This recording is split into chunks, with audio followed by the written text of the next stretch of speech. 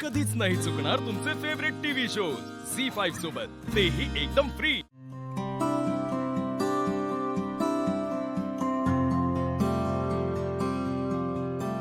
दत्ता, हा काय दादानू, आज तुम्ही स्वतःच क्लास?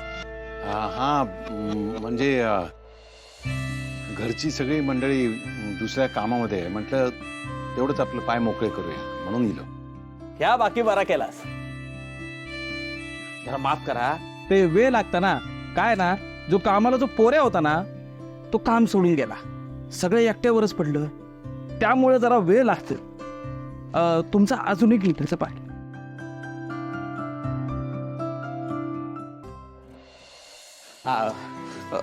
बोला दादानू, तुमका काय काय हवंय?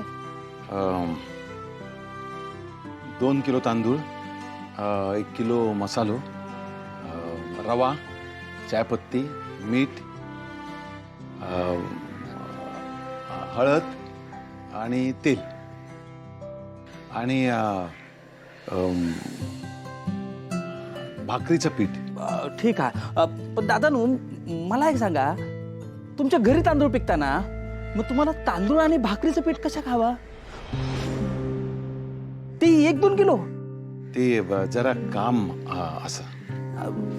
ठीक आहे, ठीक आहे, देतो।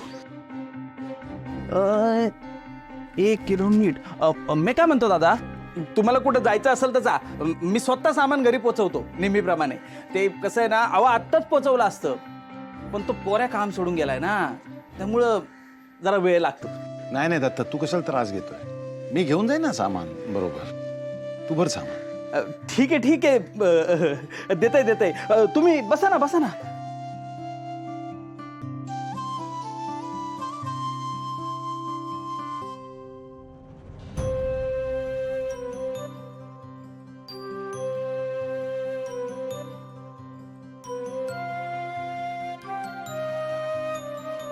दादानू, पिशवी। दत्ता भाऊ, मका डाळ आणि तांदूळ हवे होते, पैसे मी नंतर देते, माझ्या खात्यात लिहून ठेवा। मिळणार नाही। हो दत्ता भाऊ, असं नका करू। हे बघ वहिनी, तू तुझ्या आधीचीच उधारी फेडलंच नाही, तुला अजून कुठून सामान देऊ? तू एक काम कर, माका पैसे दे आणि सामान घेऊन जा। चल चल, उगाच दुकानासमोर उभं न करा। दत्ता भाऊ, अहो कुठून देऊ पैसे? हो सोडून गेलो, मजुरीची कामं करताय, तिथे पण पुरेसे पैसे सुद्धा मिळत नाहीत। हो घरात 2 पोरं आहेत, ते उपाशी आहेत। दत्ता भाऊ, माझ्यासाठी नाही, पण पोरांच्या पोटासाठी थोडी डाळ आणि तांदूळ द्या ना। दत्ता भाऊ, मी पाया पडते हो तुमच्या। हे बघ वहिनी, तू मागच्या वेळेला पण असंच बोलली होतीस। दत्ता, त्यांना काय पाहिजे ते दे। दादानू, पण मागची उधारी? यांची उधारी किती आहे? 2,500।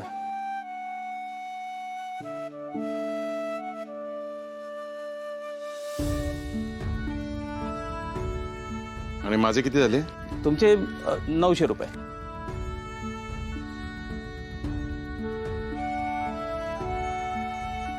ताई, तुमच्याकडे ठेवा, असू द्या। दादा, तुमचे हे उपकार मी विसरणार नाही, पण हे पैसे फेडू माझ्याकडे पैसे नाही तो। अहो ताई, काय करताय तुम्ही? अहो, तू माझ्या बहिणीसारखे असास, आणि भाऊ बहिणीक मदत नाही करणार तर कोणाला करणार?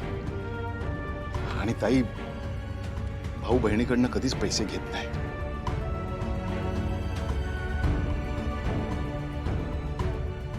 नाहीतर बहिणीसाठी केलेल्या गोष्टीचा मोल उरत नाही।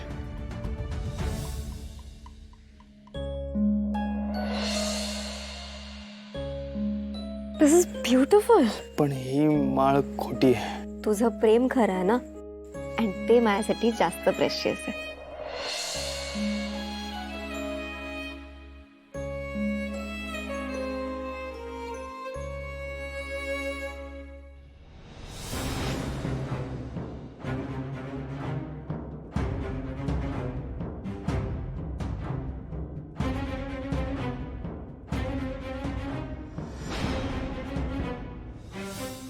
तू तू आलीस, एवढं सगळं होऊन सुद्धा तू आलीस. तू मला भेटायला आलीस ना, हो ना? I am sorry. आज माझ्यामुळे ही अवस्था झाली, तुझी ही वेळ आली तुझ्यावर. एवढं प्रेम करतेस तू माझ्यावर, पण त्या बदल्यात काय दिलंय मी तुला? अपमान, तिरस्कार. हे बघ, तू जा इथून.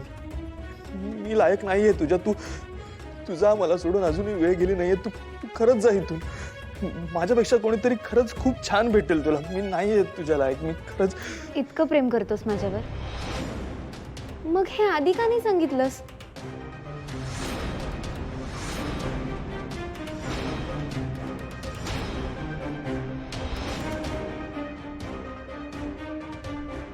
तू काय करतेस इथे? हो, मीच. माझ्यासारखं आणि माझ्या इतकं प्रेम कोणी करणार आहे का दुसरं? नाही ना? आणि तुला पण हे पटलंय म्हणून तर तू इतकं सगळं बोललास. मंजू मामी, मंजू मामी, आई. काय ग, आत्ता तुका घरातून हाकलून दिलंय म्हणून काय सुस्कारा सोडत होताय?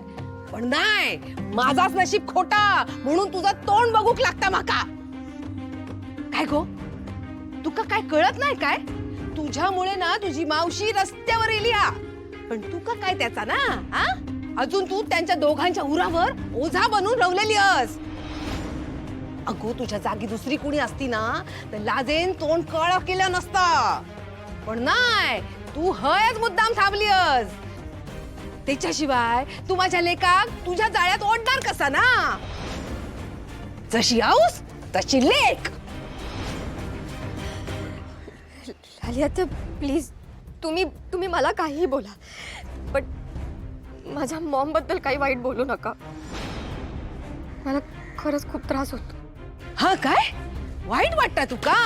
अगो, मग अशा आवशीच्या पोटी जन्मच घ्यायचा नाही ना. आ? तुझी आऊस तिच्या बहिणीच्या होणाऱ्या नवऱ्या घेऊन पळून गेली आणि आता तू माझ्या लेकाक पळवू बघतास. लालिताई, बास करा.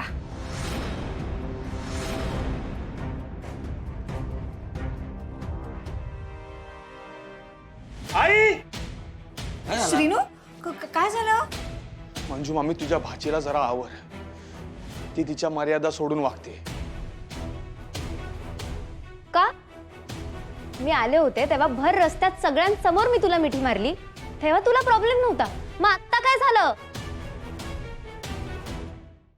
झी 5 ॲप डाउनलोड करा आणि पहा सर्व एपिसोड्स एकदम फ्री.